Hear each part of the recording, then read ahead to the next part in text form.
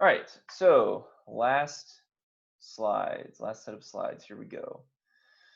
Okay, so if you guys recall from last week, we ended up, ending with our discussion of the fertilization event and then some basic terminology about embryology, right? And so if you recall, we talked about when fertilization occurs, you have multiple sperm cells that are going to be trying to infiltrate the inner membrane of a secondary oocyte, which is what we're seeing here in the first part of this figure, but ultimately only one is going to be able to do that. And then once that sperm cell ends up penetrating that membrane, then the rest of the sperm cells that are trying to invade that secondary oocyte will end up getting rejected by a protein layer that forms as a chemical reaction um,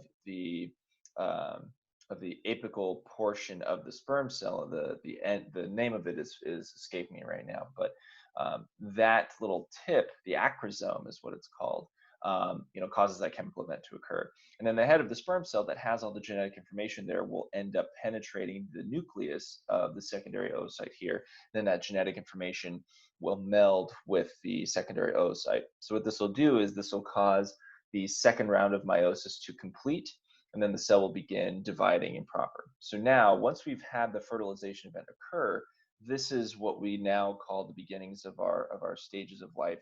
This is what we call a zygote, right? So now we're in the zygote stage. The zygote stage lasts for, a few days, a little bit over a week, sometimes up to 2 weeks, depending on development, right? But on average, it's about 2 weeks, okay? So there's some terminology that I have written down here as well that your book goes over too. It's an important distinction because depending on who you talk to, most of the time, any physician, will usually use something called the clinical age of a developing embryo, which uses the beginning of the last menstrual period of the woman at that point. But if you talk to like embryologists or people who study development, usually what they care about is they don't care about the actual the first half of the menstrual cycle. What they care about is the actual moment of fertilization. So that's what we call developmental age. In your book, all of the time periods that are referred to in the book utilize developmental age. So the developmental age is actually 14 days younger than the clinical age, which uses the last menstrual period, the beginning of the last menstrual period. Okay. So just some terminology there. So all of the time periods and things that we'll talk about today and in your book that your book discusses refer to developmental age. So the point of fertilization. So here we have occurring, so the first part over here on the left-hand side, this is the fertilization event that we talked about last week, right? So this is occurring within the ampulla, or the little expanded portion of the end of the uterine tube right here that attaches to the ovary. So during an ovulation event, the ovary here produces a secondary oocyte. The fimbriae of the uterine tube here receive that egg and transfer it into the ampulla of the uterine tube for around 24 to sometimes 48 hours. During that time, during the ovulation period, if a sperm cell manages to make its way up through the uterus here, down the uterine tube, and all the way over to the egg, and then manages to penetrate the cell membrane of the egg and fertilize it, then we have the zygote forming, and then cellular division occurs. So we go through a period of around 6 days of cell division, right? So during this time, the cells are actually dividing, but the mass of cells is not actually increasing in size. So we end up getting to a point where we have a bundle of cells called a morula, which is around 16 to 18 cells in size. And that morula will then begin to divide and increase in size. So the morula here, sorry, so the morula will then create a little inner cavity. Okay, so this is where we get some specific terminology that comes around. So this little cavity right here is called the blastocele, right? Because this entire structure is what we call a blastocyst. So blast just referring to collection of cells. Cyst is referring to this collection of cells has a cavity inside of it, right? So if you have like cysts anywhere on your body, that's what it's referring to. Is it's usually a cavity, sometimes filled with fluid. For example, I had a bone cyst in my mandible when I was a teenager. And it was something that we found when I was going to get braces. I had to get x-rays on my jaw. My dentist was like, that's a little awkward. Maybe we should send you to a specialist. And so they sent me to a specialist, and they're like, yeah, the whole right side of your mandible is completely hollow. So I was playing soccer at the time, and I was actually a goalie. So if I had gotten hit in the face by a soccer ball, my jaw would have shattered, right? So I had to get surgery on it to correct that cyst that had formed. And really, it was just a pocket where bone hadn't actually formed inside of my mandible. And it's a pretty easy fix. They just take a Black & Decker drill and drilled a hole into my jaw, and, and then filled it up with blood, and then my red bone marrow was able to repair itself. So it ended up working out pretty well. But that term cyst, just refers to a pocket of something. And we call it the blastocele because it's fluid filled. The cele refers to the coelomic cavity of the body as well. So the coelomic cavity of the body is fluid filled, and so that's what that's referring to. So then the actual cells that are going to end up forming the embryo itself are what we call the inner cell mass, which is just here on one side of the blastocyst. So there's a little collection of cells that ends up thickening and forming a little lump on the inside of the blastocyst. And the blastocele is going to be important because that's going to provide space for the actual amniotic fluid to take over. The trophoblast are all these cells that kind of form the outside of the inner cell mass, or of, in this case, our blastocyst. And the trophoblast is important because it contains the cells that are going to end up transforming into the placenta and then the chorion. So the placenta is obviously the important organ for nutrient exchange and waste exchange between the developing fetus and the mother. And then the chorion is important because it helps provide an insulatory layer between the placenta and the mother. So the blood barrier is actually separated, but it allows for transmission of nutrients and fluid between the fetus and the mom. Okay, so the cells down here that end up transforming into the embryo really are only a small portion of the actual blastocyst. Okay, so as the fetus is forming, that placenta ends up forming a deep connection within the endometrial lining with the mother, right? So we have the fetal connection here with our umbilical cord. So we have umbilical arteries and veins here. And then the venules that extend into the lacunae of the uterine lining right here are shown just here. And then we have the maternal blood supply that's coming down here as well. So the chorion provides this separation between the embryonic blood capillaries and the maternal blood in the lacuna. So the maternal blood is just surrounding these little collections of fetal capillary beds that are little tiny extensions of the umbilical cord here. And the chorion provides that space so that we can have enough space for diffusion of nutrients to move down their concentration gradients. Okay. And it is important that we separate blood because depending on the blood chemical makeup of the fetus versus the mom, remember, if there's differences there, sometimes we can have a immune system response. So if you recall hemolytic disease of the newborn, if the newborn has the RH, or if the newborn has the RH factor. So if you have like positive or negative blood, if you have the positive form of the blood, the mother can sometimes carry antibodies that fight against that.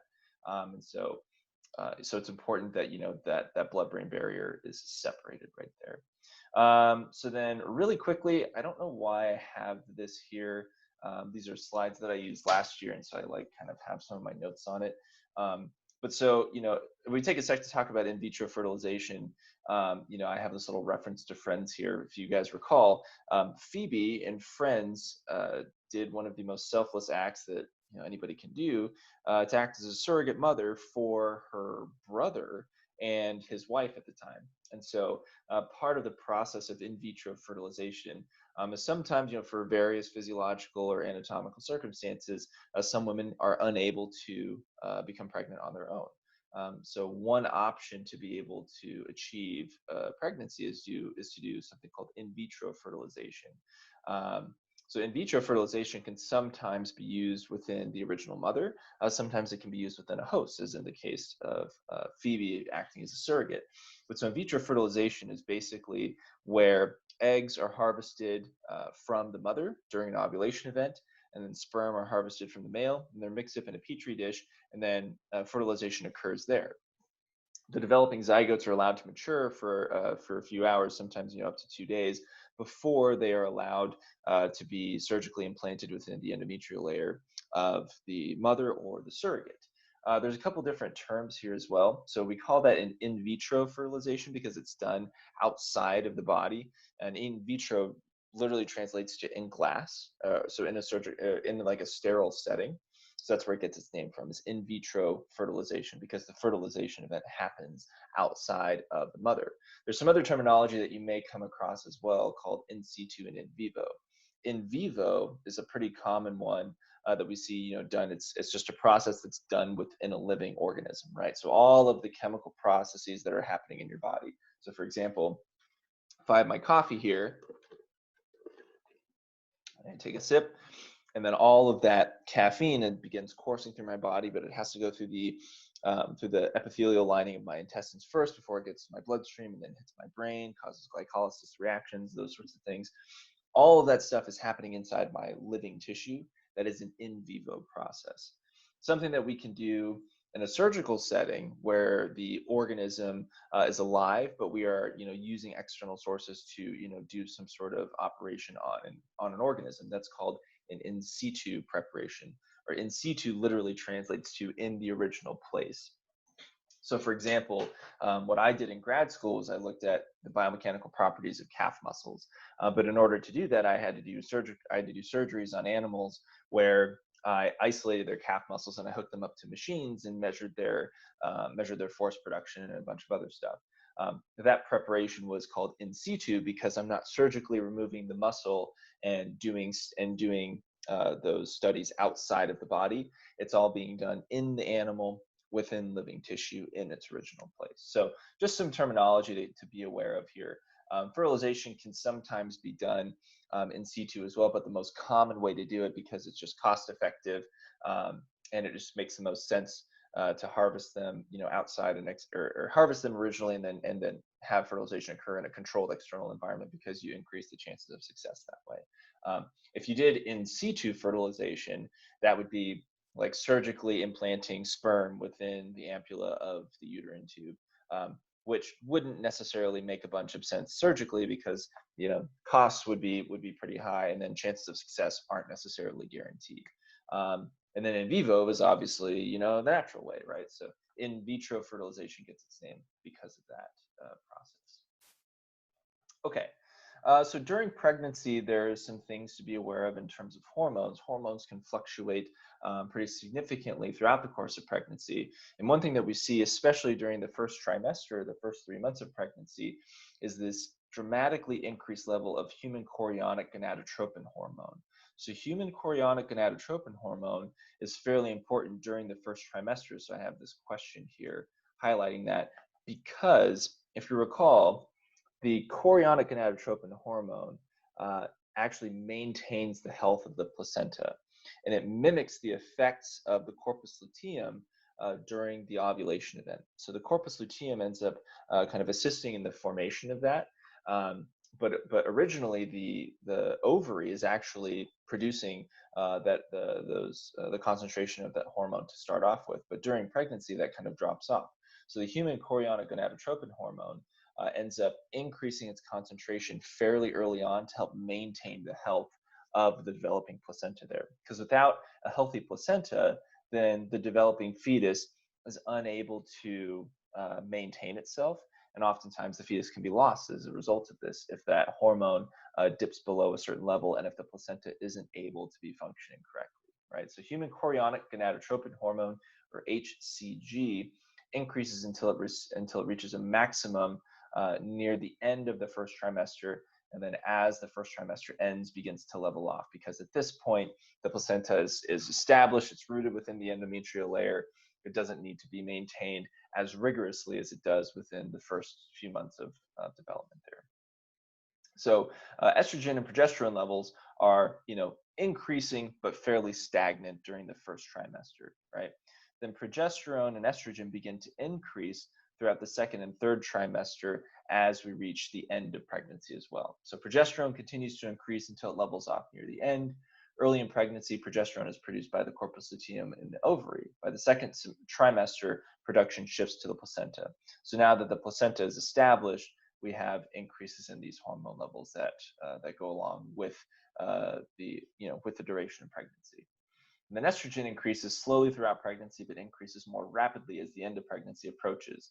Early in pregnancy, estrogen is produced only in the ovary. By the second semester or second trimester, production shifts to the placenta. So the placenta ends up producing most of these hormones towards the end of the second and then beginning of third trimester because it's been established early on by HCG. Okay, so when the implantation occurs, there's a couple things that are going to happen. And I apologize that we're not in class, and because ordinarily I would take some time to actually draw a lot of the stuff out that's occurring, but I apologize that we won't be able to do that here.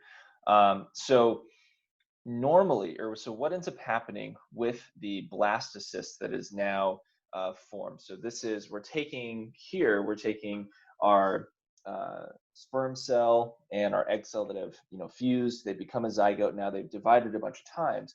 We have our inner cell mass that has begun to develop here into two separate cavities. So we have an amniotic cavity, and then we have a yolk sac cavity here. So this yolk sac is important because it provides a bunch of nutrients to the developing embryo. So just like a chicken egg or anything like that, it's the same basic concept here, except this connecting stalk is going to be important because this is where the vasculature of the developing embryo is going to form its connection with the maternal blood supply. So this is where the umbilical cord is going to form here, or it's going to form its connection to mom. Then, excuse me, then the amniotic cavity up here ends up forming as a nourishment cavity for the developing fetus too. But really, the only cells that are going to end up forming the actual fetus are right along this midline. So we have something called an epiblast and a hypoblast. The epiblast actually turns into the ectoderm, and then the hypoblast ends up turning into the endoderm. Once the epiblast ends up maturing, some cells from there will end up forming a separate layer in between the epiblast and the hypoblast, and that's called the mesoblast, or ends up becoming the mesoderm. I think sometimes some people call it the endoblast because it's within those two things. So the endoblast will end up transforming into the mesoderm. Okay? So all of this stuff forms from that inner cell mass right there. So that's important. So then all these other cells out here are from the trophoblast of the original blastocyst here. And then out here, the blastocele, again, still forms there. Okay, so then if we zoom in just on the cells that are making up the inner cell mass, we've got our blue layer here, this is all of our ectoderm stuff. In red, this little kind of sandwiched portion right here, these are going to be the mesodermal cells. And then in yellow down here, these are all the endodermal cells. Okay, so all that's endoderm. Now, so what ends up happening is as all these cells begin to form and divide and increase in size and number, there's going to be some interesting spatial limitations that will occur with the developing embryo. So we'll see oftentimes one of the first structures that forms is the head, right? So humans have this weirdly disproportionately sized head that ends up forming very, very quickly, oftentimes much sooner than the rest of the parts of our body. Not only because we have a bigger head proportion to our body, but also our brain develops very quickly. So, and we also have some specialized sensory information with our eyes, our ears, our nose, our mouth, those sorts of things. All that has to form pretty early on. And then what also ends up forming pretty early is vascular supply. So the heart ends up forming as well, right around the same rate as the brain actually. And then some of the last things that end up forming with kind of what we'll end up calling organogenesis are the limb buds. So the arms and legs end up forming a little bit later on. The last stuff that ends up forming truly is all of our gut tissue. And so that's because the guts end up elongating at a faster rate than our body can actually contain them. So they end up protruding out of our belly button and then being forced and repackaged to get back in. So cells on the surface of the epiblast move towards the primitive streak. So we have this little layer right here called the primitive streak, which is going to be the basics or the basic beginnings of our spinal cord. Those cells will divide fairly quickly. And we have a special set that ends up penetrating or going down into the trough of the primitive streak there. Kind of the way to think about that is if we have, if I take some paper here. So if this layer or this paper right here, imagine that this is our ectoderm or the epiblast as we're seeing in this picture. it ends up kind of forming this little crease right here. So kind of where I have these two little creases forming, that's going to be the basics of the primitive streak. And then the space down here in that trough, that's going to end up coming together and fusing, and that's going to form our spinal cord, right? Something called the dorsal hollow nerve tube. So that comes across right there. But the mesodermal cells that we're seeing here, those end up penetrating into the space that's where the primitive streak is forming right there. Okay, so they penetrate that area. So that's what we're seeing occurring here. Those mesodermal cells end up going into that space, okay, in between the epiblast and the hypoblast, or now we would call them the ectoderm and the mesoderm. Okay, so just to recall, again, some things that we talked about last week, the endoderm, like I said, it's all of the gut stuff, right? So lining of the digestive tract, the lining of the lungs, lining of the liver, pancreas, and the exocrine ducts, so the adrenal glands, the hypothalamus, you know, the spleen, those sorts of things. Kidney ducts and urinary bladder, right? The thymus, the thyroid gland, the parathyroid gland, the tonsils, all of these things form from the endoderm. And yeah, so like parts of the liver, the hepatic lining as well. Excuse me. And then we'll circle back around to ectoderm here, but then mesoderm is pretty simple. It's going to be dermis, the under layer of the skin. So we have the epidermis and then the dermis. And then we have all of our vascular networks, so heart, arteries, veins, those sorts of things. The parenchyma, or the substance of glands that kind of gives them their structural rigidity and support, so things like collagen and elastin that make that stuff up. The actual structure of the kidneys and the gonads, whether these are testes or ovaries, all form from the mesoderm. Muscles and bones, okay? The only bones that don't form from the mesoderm are the facial bones. So all the bones that make up our skull and everything, all are formed from the ectoderm. And then we have microglia that end up forming from the mesoderm. So those cells that help support and nourish some of the neurons in our body. The ectoderm is pretty specialized, and the ectoderm has a lot of really kind of weird, interesting things going on. So as I mentioned, it forms kind of the outermost layer of our skin, the epidermis, and then tooth enamel, the lens in the cornea of the eye, the nasal cavity, anterior pituitary gland. And then we have a specialized portion of the ectoderm called the neuroectoderm. So that part that forms the dorsal hollow nerve tube ends up forming the brain, the spinal cord, motor neurons, preganglionic, autonomic neurons, posterior pituitary gland, then other glial cells except for the microglia, because those are formed by the mesoderm. And then, as I mentioned, we have these kind of weird cells called neural crest cells. So the neural crest cells, if we kind of think of our ectoderm as kind of forming this kind of dorsal hollow nerve tube right here, right where my middle fingers are, underneath the crests of those neural folds right there, we've got a bunch of specialized cells called neural crest cells that form all along the length of the spine. And those neural crest cells, after the dorsal hollow nerve tube forms, end up kind of scattering and moving all over the developing, at this point, the developing fetus. And so, I'm sorry, not developing fetus, developing embryo, because we would still be in the organogenesis phase. But we have things like melanocytes, sensory neurons, postganglionic autonomic neurons, adrenal medulla, facial bones, teeth, the dentin, pulpin, cementum, and the gingiva of our teeth.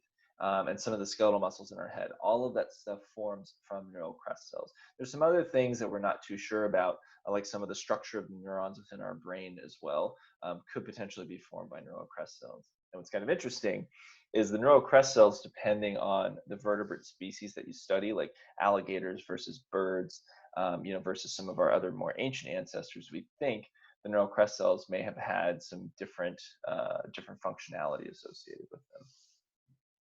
Okay, so here we've got that kind of top-down view of the developing embryo. So if we picture the developing embryo as just this kind of flatworm that we're looking at from the superior angle right here. This, as I mentioned, this is our primitive streak right here. And in blue, so these little kind of curved structures right here, those are the neural folds that I was talking about. So What we've done here is we've taken a cross section and now we're looking. So figure 1 right here is the cross section through the front end of the developing embryo. So this is like kind of, imagine like if you were laying down on your stomach and you took a knife and you split somebody's back open like that, right? That's kind of the image that we're looking at this in. And then if we took a cross section here and we looked at that tissue that ends up forming the basis of the spinal cord right here, this is what we end up seeing. So in blue, this is our neural fold and our neural groove that ends up forming right here. So this neural groove, as it ends up kind of maturing or getting deeper, that's when we call it the primitive streak. The neural groove and the neural fold, especially towards the cranial end of our developing embryo, ends up forming into our head, our brain, and some of the other facial bones and part of our skull. This is why it gets the term neural plate. Then we've also got an interesting structure that forms ventrally relative to the neural groove and the neural fold up here called the notochord. And the notochord is kind of interesting because in the developing embryo, remember, this is a lot of cells that are all dividing and maturing quite rapidly. And these things aren't immune to the forces of things like gravity or physics of the natural world. So if you've got too many cells that end up getting too big and you don't have a structural support system, it'll all collapse on itself. Imagine trying to build a big cement pillar without having any sort of internal structure to support that. If you guys recall, I don't know, I know some of you commute from Riverside, but a couple of years ago, and it's still going on right now, but you know, the 15 and the 215 interchange in Riverside has just been under construction for what seems like forever. But if you guys remember when they were doing that, when they were redoing the really big, like 91 to the 15 interchange, there was, you know, like they were putting up these really big pillars and everything. And in order to build those things, you have to have some sort of internal structural support.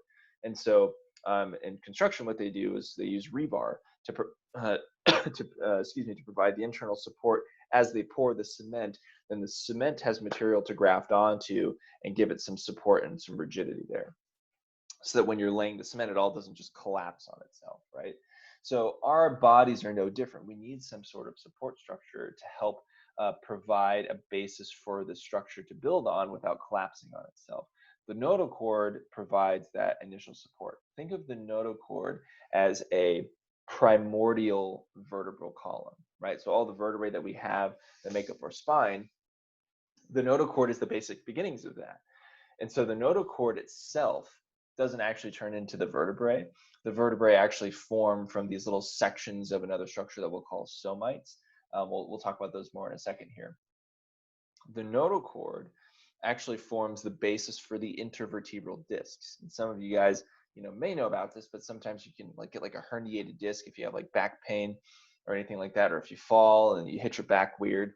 Sometimes what happens is one of those discs kind of pops out and impinges upon the nerves that run down the spinal cord and can cause a lot of pain. The notochord forms the basis of those intervertebral discs. But starting out as a developing embryo, that notochord acts as kind of like a very basic vertebral column that the embryo can kind of, you know, base its support on, right?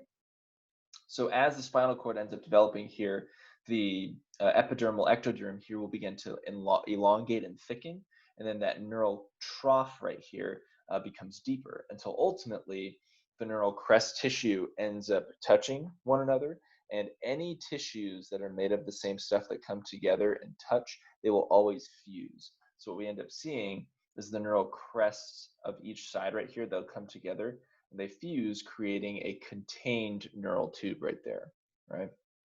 So sometimes what ends up happening is that doesn't happen, or sometimes there are gaps within the neural crest, tissue here. That ends up resulting in a birth defect called spina bifida. Spina bifida can be corrected, but it needs to be done very quickly to prevent any sort of potential nerve damage or prolonged paralysis of the newborn at that point. Okay, I have some notes here talking about taking time to draw embryonic stages of development. We're not going to do that because we don't have time. But if you guys are interested in a kind of external study resource to study embryology, Tulane University. If you just Google Tulane embryology, one of the first searches will take you to their embryology homepage, and you can see they've got like a bunch of different slides and other and sorts of things that will help you study and learn the different parts of the developing embryo. Okay. Okay, so here, this is a 35-day-old embryo, okay? And the funny thing is depending on whether it's a chicken, pig, bird, alligator, human, dog, cat, we all pretty much look the same for the first couple weeks of development. That being said, we all have, developing heads. We have facial limb buds as well. We have eyes. We have upper and lower limb buds here. We have all these little segmented dots along the spine. Excuse me. Those are called somites. The somites have three different parts that will turn into muscle, bone, and then parts of the dermis. And then we've got our umbilical cord here, and then the developing heart. So what's kind of funny about the heart is the heart actually develops, as the head does, and we'll talk about that more in a sec. But the heart, elongates and enlarges, or I shouldn't say elongates. The heart enlarges in size quite quickly. So if we think about like terminology of an embryo versus a fetus versus a newborn, typically both clinically and biologically, we would refer to the sort of first 14 days of development as being a zygote. So it's just a collection of cells that are all dividing quite rapidly. Those cells, once they form the implantation and we have the beginnings of the primordial streak, and our embryo kind of, or at that point, our zygote kind of looks like a little flatworm that's sort of getting longer and longer. That ends up transitioning into what we call an embryo, because we're now seeing separate organs beginning to form.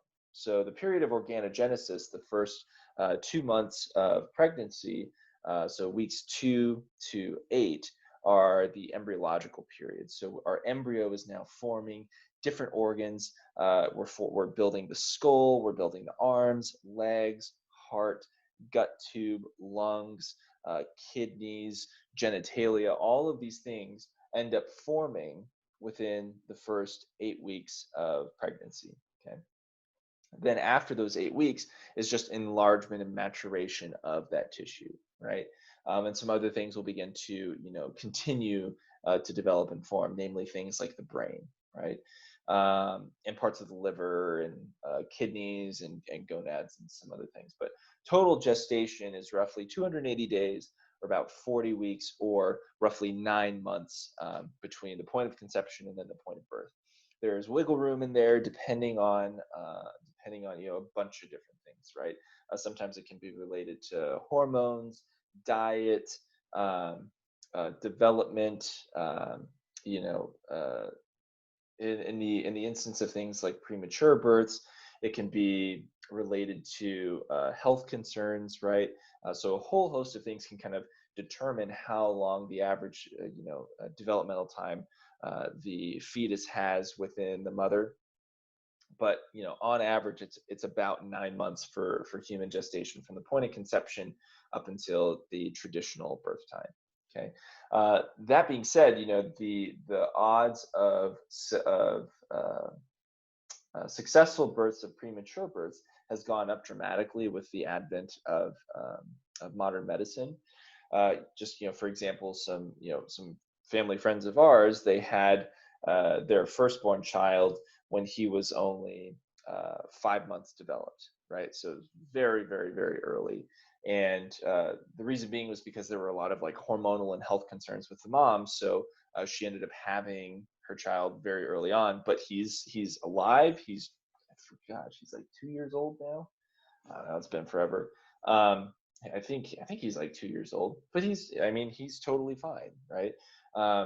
With him, there are like some potential developmental issues that arise, but he will he will develop and be a fully functional adult, completely normal. He just might take a little bit longer to get there because of the premature birth. So sometimes with the advent of things like premature births, birth defects and developmental defects can be a bigger risk than they would be during the normal full 9-month gestation time.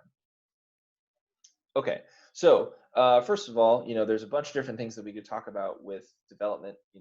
The cool thing about the limb and core development is it's all uh, pretty simple.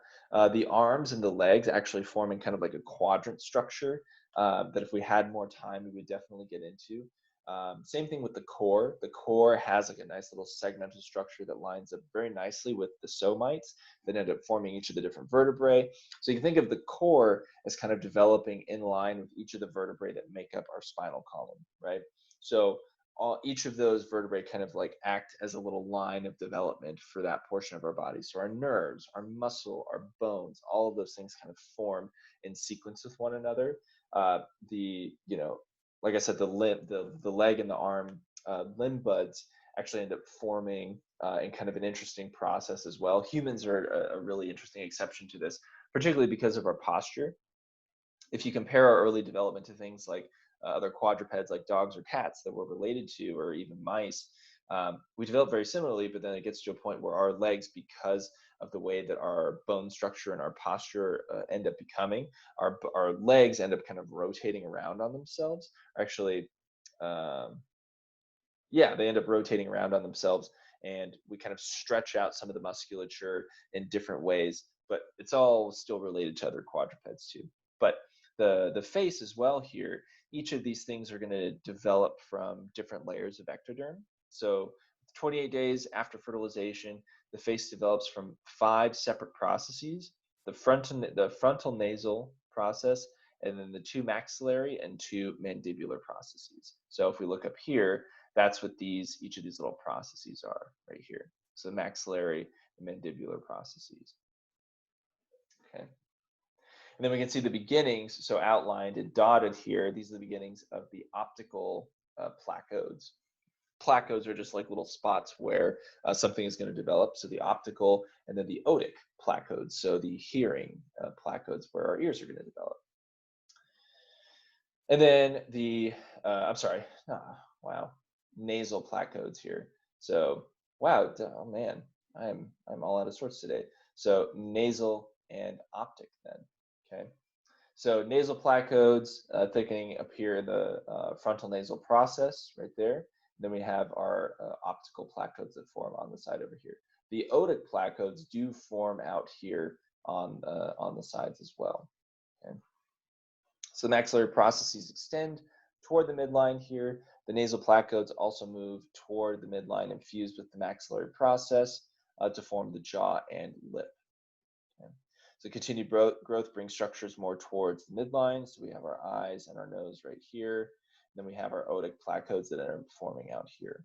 So around 14 weeks after fertilization, so around that like 60-day period, or close to the end of the first trimester, colors show the contributions of each process of the adult face right here. So each of those different portions or each of those different processes form different parts of the face. So sometimes when these placodes don't end up fusing together, then you can have deviations in the palates that form. So the soft and hard palates, there can be gaps that form there, things called cleft palates. So cleft lips and cleft palates result from the abnormal or lack of connection between each of those different processes that occur during development. Okay, but those are correctable via surgery. Okay, so here is a chart of organogenesis. I'm not going to go through this entire thing because we would be here all day, and frankly, we just don't have enough time. I want to make sure that I get through all this stuff before our time is up. I want to say, I don't know if any of you guys have noticed any issues, but I feel like my my timer thing is like kind of running out here. I've been getting alerts about like being downgraded to like a basic membership or something, but I don't know. Anyway, you can go through this and check out each of the different systems, each of our 11 systems, and at which point things start to kind of form and be and start to kind of show up and become present. Some things that you'll notice that are closely connected with one another are the urinary and reproductive systems. Those end up forming fairly consistently with one another. And you can see that very early on, with 26 to 30 days of development, male reproductive ducts appear, and then gonads form. But then, if there's the instance of if there's two X chromosomes, then the female reproductive ducts don't appear until around day 46 to 50, right? So there's you can see a lot of these things forming around each of these different time points, right? So definitely take some time to go through and kind of see what's forming and when, right? So, as I mentioned before, what's happening in cross section with the embryo is as all of these cells are developing and expanding and increasing in size and maturing, there's only so much space that they can occupy, right? So what ends up happening is these cells will end up kind of developing at a greater rate than they have space for. So what ends up occurring is the ectoderm right here that we see in blue ends up developing and closing the abdomen of the developing embryo and closing off a little portion that ends up becoming the gut tube or the digestive tract. So all the way from mouth to anus is just one consistent tube that ends up being closed in on by the development and elongation of the ectodermal cells. So all this epidermal epithelia that ends up maturing around here closes off the abdomen. So it's kind of like open, and then all of those cells end up reproducing and closing because they will end up uniting down here around the ventral portion of the embryo and fuse together. Okay. So then here we've got some other structures of the mesoderm. We have our neural ectoderm right here. So this is going to be our spinal cord that ends up transforming into our brain. Then we've got some other structures as well. Things like these somites right here, then our notochord, and then I believe these open tubes right here are probably the vitelline veins or the beginnings of the aorta for the heart. Okay, so here we have kind of the basic representation of the gut tube and the urinary system or the urinary tract right here. So we can see the primordial adrenal glands and then the embryonic kidney right here, which basically just forms as a set of ducts that are all linked together. And then as development progresses, those ducts will end up becoming they will kind of transform and specialize with the help of the mesoderm. And the mesoderm will end up producing the actual organ of the kidney. But since the excretory system and the genitals are closely linked, a lot of the ducts that form kind of the basis of this embryonic kidney will have connections and links to the vas deferens and the uterine tubes as well. And so here we have the yolk stalk right here, which is connected to the intestines, and then the urinary bladder down here, and then the rectum. But it's all just one tube right here. We have the beginnings of our pancreas right here. Formation of the pancreas and the liver is really, really weird. The pancreas itself actually forms kind of in front of the liver, but then as the intestines all get kind of repackaged, the pancreas kind of folds around the backside of the intestines because of all of that stuff getting repackaged and forced back in.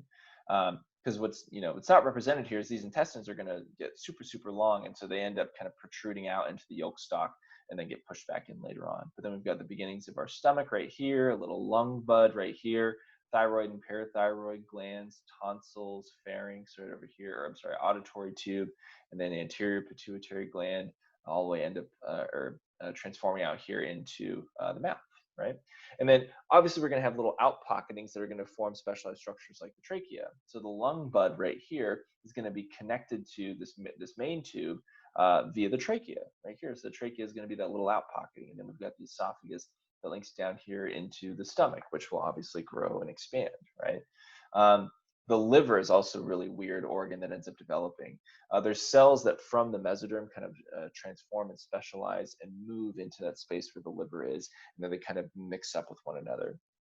But what's really interesting is the placement and position of organs really depends on the rate at which the intestines develop and how things get repackaged back in. So sometimes there's genetic disorders where the positions of organs can be completely flip-flopped or swapped.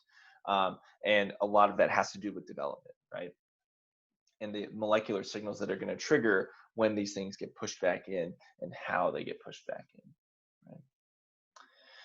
Okay, so very quickly we're gonna, jump through some of the structures of the heart. Really, what's kind of cool about the heart, and it's based around embryological rules that when two tissues come together, they fuse. The heart starts out as two separate tubes that end up fusing together right here, and then as they grow and mature, there's a twisting that occurs that's linked to the position of the heart that's confined within this little sac or cavity that it ends up forming in. But initially, the heart forms in the space between the coelom and the developing head. So the heart actually forms on top of our head, and then we have vessels that are connected to it that run down either side of our developing head. And then as the head is developing, the heart is developing as well on top. So as the heart gets bigger and bigger, the head is getting bigger and bigger. And because the head is so disproportionately big to the rest of our body, the head ends up folding in towards the midline of our body, just like we saw up here. So the head folds in towards the abdomen right here. The heart is forming just out here on top of the cranium. As the heart matures and develops and creates these little septums in between the atria and the ventricle right here, things they will grow and fuse together, and we have little connections between, in this case, the atria that are going to allow for shunting of blood from the pulmonary circuit to the systemic circuit as needed. Right? So foramen remains in the right side of the intraatrial septum, which forms the right part of the foramen ovale. Blood from the right atrium can flow through the foramen ovale into the left atrium. After birth, as the blood begins to flow in the other direction, the left side of the intraatrial septum is forced against the right side, which closes it up. So we'll talk about that a little bit later and some of the birth defects that can result from that. So there's a connection here that forms this little shunt to allow for blood to be moved from one side to the other, depending on need for it. There is no ventricular shunt. There's only an atrial shunt. There can be birth defects where you do have a ventricular a shunt that develops there, and that's typically quite bad. So here we've got an embryo at around 50 days of development. So out here we can see our little umbilical cord with a connection to what would be a placenta up here. And you can see some of the intestines that are being developed out here that are all kind of forced out into the umbilicus right here. And then we have a fetus at approximately 3 months, so the end of the first trimester. So you can see, it's a fairly humanoid form. You can see some of the ribs right here. You can see the little heart that's developing inside there, our legs, arms, and head, some of the face. You can even see ears that are all present at around 3 months or at the end of the first trimester of development. And then even just after 4 months, distinctly human features here. We've got our umbilical cord, with a fully enclosed abdomen, distinct fingers, ears, eyes, nose, mouth, head, toes, legs, feet, all that stuff is completely formed at 4 months and then just grows in size the longer that gestation is allowed to occur. Okay, so what actually happens during birth, right? So there's three different stages to parturition, or the actual process of birth. So the first stage is the dilation phase. So this is when the amniotic fluid is actually released from inside of the uterus, and that's called the water breaking, right? So this dilation phase causes the water to break and then is released through the vaginal canal. This can sometimes take just a few minutes or sometimes up to 24 hours. It's variable depending on the individual, right? And so during this stage, this is when, you got to get to wherever you're going to have the baby, whether it's at home or the hospital, whatever it is, because during this time, the cervix is going to end up dilating. And usually once we hit around 10 centimeters, that's the time for, to begin the actual process of the expulsion phase. That's what we have as stage 2. So the expulsion phase is where we actually have the birth that occurs. So this can sometimes, depending on the individual, can last only a couple minutes. Sometimes it's several hours. Sometimes it's up to even 24 hours, even longer. I think just for me, my mom was in labor for I think like 24 or 26 hours or something like that. So it's completely variable on the person. The the expulsion phase length can vary depending on the amount of births that that the individual has had beforehand, or the amount of children that the individuals had beforehand. And then at this time, now that the fetus has been birthed, they are considered a neonatal. And there's some other physiological changes that are going to occur with the neonate here after birth that are very important. But then after the birth of the fetus, we have the birth of the placenta. So the placenta is going to be shed from the endometrial layer and then be passed out through the vaginal canal as well. There sometimes is some bleeding, but the smooth muscles of the uterine wall will actually contract to help kind of stop the bleeding on its own. I'll get to your question at the end of lecture here, Jonathan. I just want to make sure I finish everything within our time limit.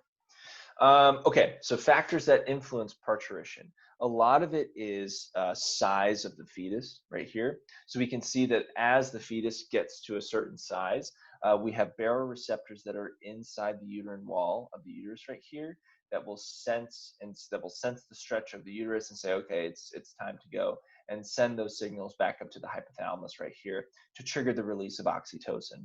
Oxytocin is an important hormone because it triggers the smooth muscle contractions of the uterine wall that will initiate the second stage, or will initiate both phase 1 and phase 2 of parturition. But also, adrenal corticotropic hormone from the fetal pituitary releases the fetal hypothalamus, or is released from the fetal hypothalamus, which triggers adrenals the adrenal corticosteroids from the adrenal glands here to be released through the umbilical cord.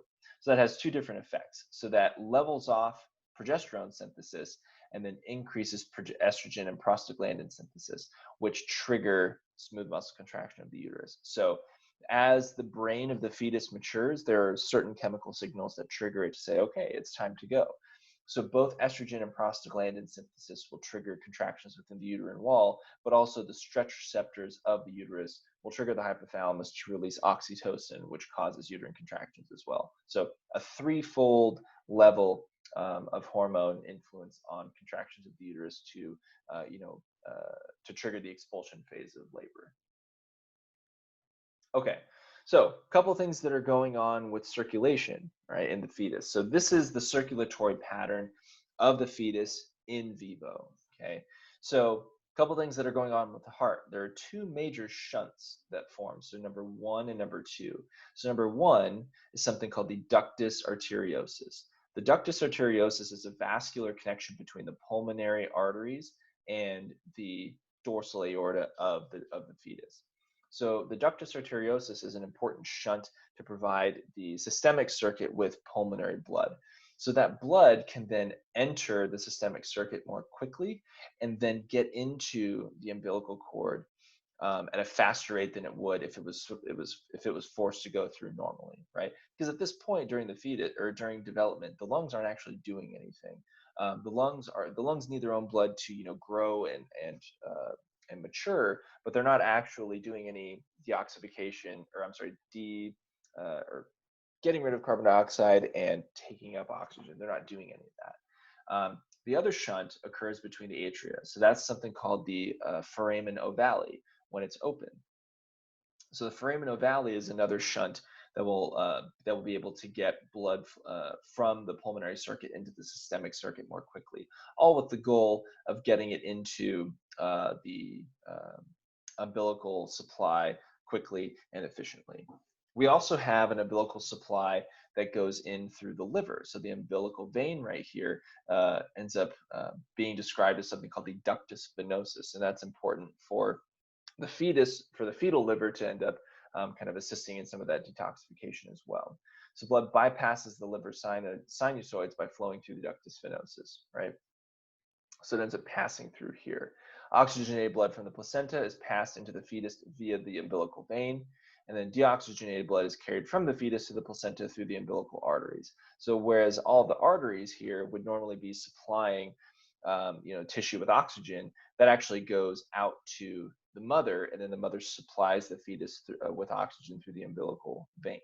Okay. So after birth, this literally occurs once the baby takes its first breaths after birth. Okay. There's some things that are going to occur, particularly with the heart and with the liver here. So with the heart, those two structures, the ductus arteriosus and the foramen ovale, end up closing off. Okay. And it's very important that they do, because if they don't, you can cause respiratory issues to develop within the neonate at this point. So the adductus arteriosus closes off and becomes a ligament that's called the ligamentum arteriosum. Okay, so it's closed off and gray.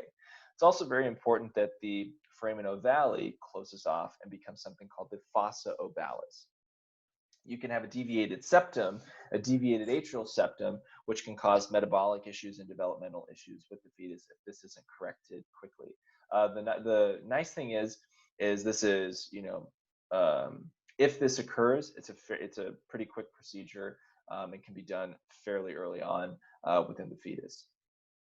The ligamentum venosum here degenerates and forms, the ductus venosus degenerates and forms the ligamentum venosum, which helps support the structure of the liver here. And then the round ligament of the liver ends up closing off as well, which is the degenerated umbilical vein, right? So that's the remnants of the supply from the fetus with mom. Okay? And then the umbilical cord will end up kind of deteriorating right there. So these degenerated umbilical arteries will end up kind of wearing away, and as the fetus, or in this case, the neonate matures, these will end up senescing and withering away, and you won't actually see them in a mature adult. Okay, so then here we've got hormonal control of lactation. So stimulation of the nipple by baby suckling initiates action potentials and sensory neurons that connect with the hypothalamus. Okay, so in response, the hypothalamus stimulates the posterior pituitary gland to release oxytocin, and then the anterior pituitary gland to release prolactin. So both of those hormones will cause milk letdown to be released, and then the prolactin stimulates the additional milk production along with oxytocin. Okay. Okay, so now on to genetics and development. I apologize that we're going pretty quickly, but we're almost done here. So this image right here is something that we call a karyotype. Let me include that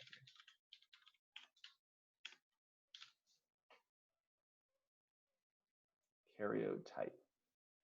So a karyotype is literally just a image or representation of the chromosomes within an individual. So within humans, we have 23 distinct pairs, or 46 chromosomes in total. So we've got numbers 1 through 22, which are what we call autosomal chromosomes. These are all of our somatic chromosomes that you'd find in any one of our cells. And then we have our sex chromosomes. So in this case, we have an X and Y chromosome. So this individual is decidedly male because of that additional Y chromosome there and the lack of a secondary X chromosome. Okay? There are some instances where during development you can have errors that occur within the meiotic process that will result in the addition of an extra X chromosome within a male. So that is something called Klinefelter syndrome, and it's not that uncommon. But what ends up resulting is, since the male has a secondary X chromosome, he ends up developing secondary female sex traits. So the male will actually develop mammary tissue. He'll have female body proportions, so he'll have a shorter torso and longer legs.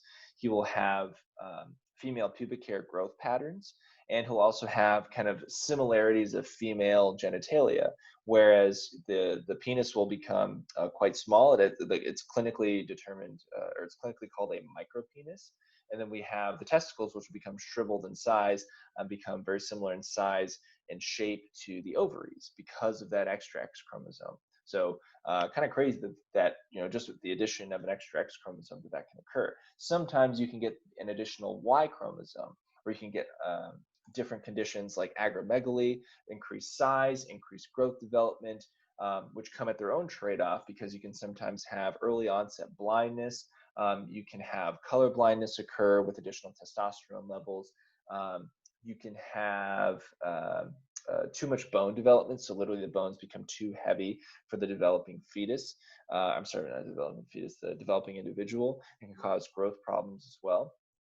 You can also have hyperaggression develop as well. So with that additional Y chromosome, things like rage, anger, confrontation, all of that is heightened with the addition of that Y chromosome. So there's these chromosomes here can determine a lot about the physical characteristics, or something that we call phenotype of a given individual. Okay. So really quickly, we're going to talk about our Punnett square, right? So the Punnett square, all this is The Punnett square is the theoretical representation of the results of one round of meiosis, right? So remember, at the end of meiosis, both meiosis 1 and meiosis 2, we have 4 separate daughter cells. So we've got 4 squares here, 1, 2, 3, 4. Each one of those squares represents a possible combination of genes based on the starting material from, in this case, mom, and in this case, dad, okay? Because if you recall, during the first half of meiosis, that's what we call reductional division. So we have half of the genetic information that gets released here.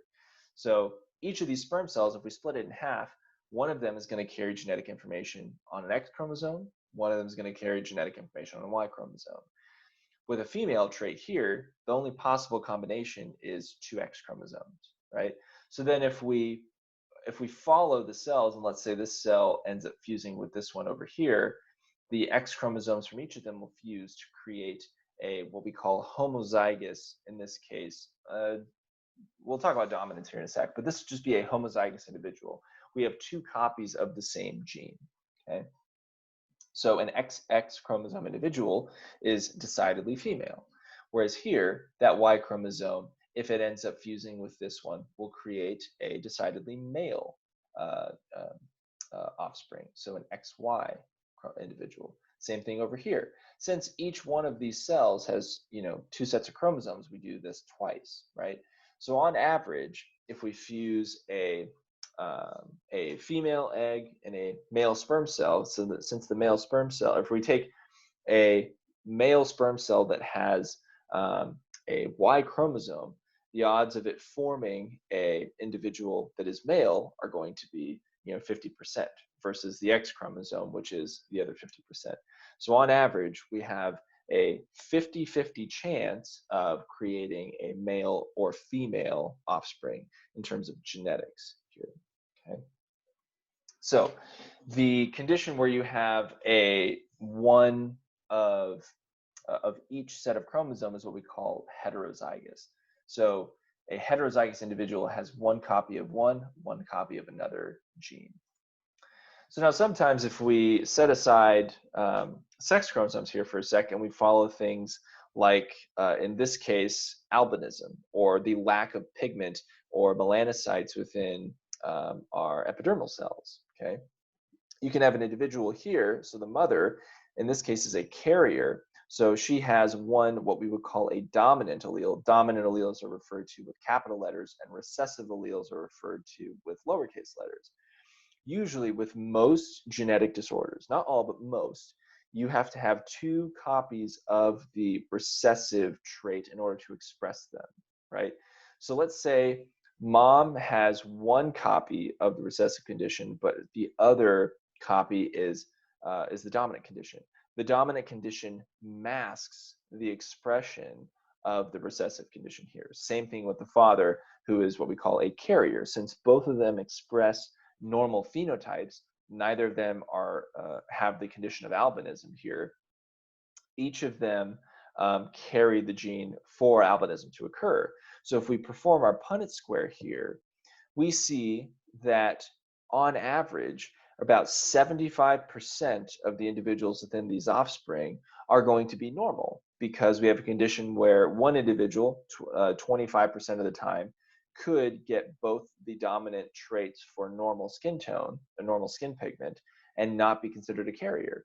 But what's more likely of this is 50% of the time we have a heterozygous offspring, right? Because we have 2 possible scenarios where we can have a heterozygous individual that has the dominant and recessive condition.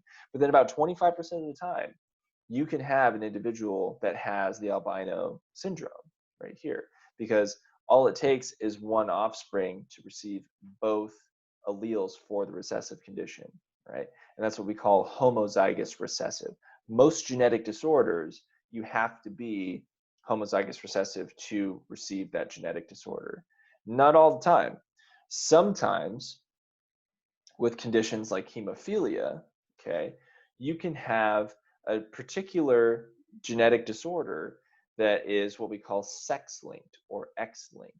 The reason being is because most of the time, in order for females to receive the genetic abnormality here, they have to have both of the recessive conditions that are only on the X chromosome. They're not actually on the Y chromosome. And so what's good enough is to have an individual that only has one dominant allele, and that will mask the recessive condition here. So this female that is homozygous dominant for the normal blood condition here, and then a mother that is heterozygous dominant for that condition, she has the gene that can cause hemophilia to occur.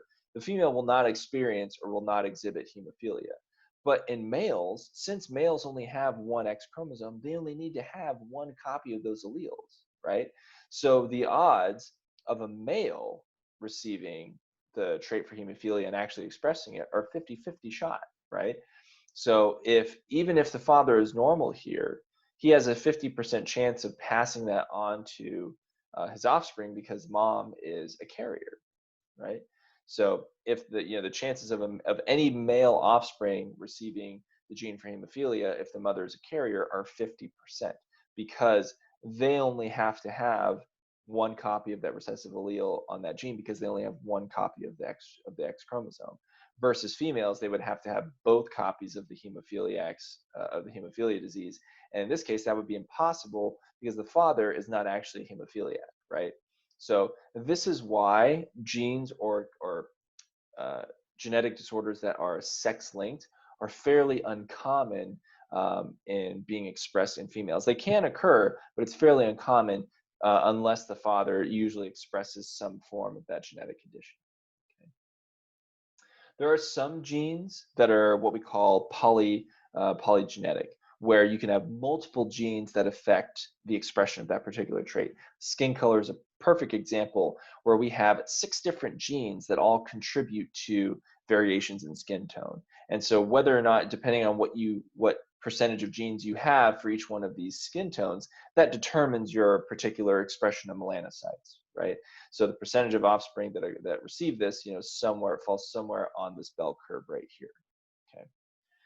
Okay, and then we have the Human Genome Project. And so Human Genome Project is basically what we've done now is we've sequenced the entire human genome. We know every single chromosome, all 23 copies, all 22 pairs of autosome chromosomes, and what genetic disorders are present on each of them. So you can, if you have the money, you can sequence your genes and look at what genetic disorders you potentially have on each of your chromosomes. And to boot, we now have the technology where you can edit out the disorders for things like Gaucher's disease, Alzheimer's disease, Werner's syndrome, tumor suppressor protein, breast cancer, osteogenesis imperfecta, hemophilia. All of these things you can actually edit out for a pretty penny. On average, I don't know if the prices come down at all, but a couple of years ago it was like 50 grand to be able to do any sort of genetic testing or genetic editing or anything like that. And then so here, this is a family history chart where you can actually plot out if an individual is a carrier for a particular gene, and I believe this is for hemophilia. Okay. And then we've got some representative diseases and disorders of pregnancy. Okay, so really quickly, I wanted to talk about aging, and then we're done, right? So with aging, there's a lot of conversation that's going on with the aging process and things that contribute to aging and how we can prevent it. One thing in particular, especially with chromosomes, is the ends of chromosomes have these little things called telomeres, and then as we get older, when our cells replicate, periodically throughout our lifetime, our chromosomes actually get smaller and smaller because of their replication process. And so what we've been looking into doing is elongating telomeres or upregulating an enzyme that produces telomeres on our chromosome. This is a way that we can kind of fight the aging process. And there's been some interesting kind of results in that field. But there's some other things that we can do, in particular with things like our diet and exercise activity, that can prolong our livelihood for much longer, and we can maintain health for much longer periods of time. And I can tell you from my own research with muscle physiology is, it's pretty self-explanatory, but if you exercise a lot, then you're going to be healthy for a long time, right? But quantifiably, if you exercise, in particular, if you do cardiovascular activity for your entire lifetime at an extreme level, you will actually have significant performance levels compared to when you were like in your 30s.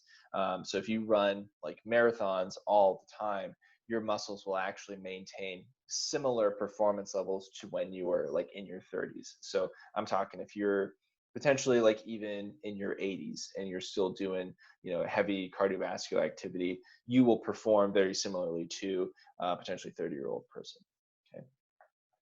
All right. So we're going to stop our